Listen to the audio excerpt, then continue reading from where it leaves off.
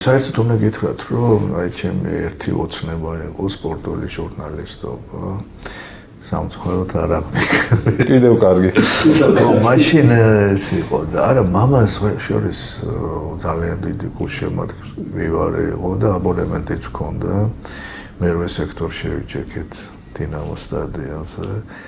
ძალიან კარგად მახსოვს. ხაშურის ის ლივერპულის თამაშს ერთად ვიჩეკეთ 13-0 წვიმაში და ეს ყველა მახსოვს ირგვლივ ინციშდა და ამიტომ ხაშურის ერთხელ მახსოვს სკოლა აი თქვენ რომ ესეთ ფაქტი გამახსოვს რომ რაღაც გაკვეთილებს ძალიან მეზარებოდა რაღაც გაკვეთილის გაკეთება და კარგი ხა ფეხბურთს უყურე და მე ეს ჩამჩა მართლა გეუბნები ჩამჩა რა თამაში იყო ეს საბჭოთა კავშირის ჩემპიონი.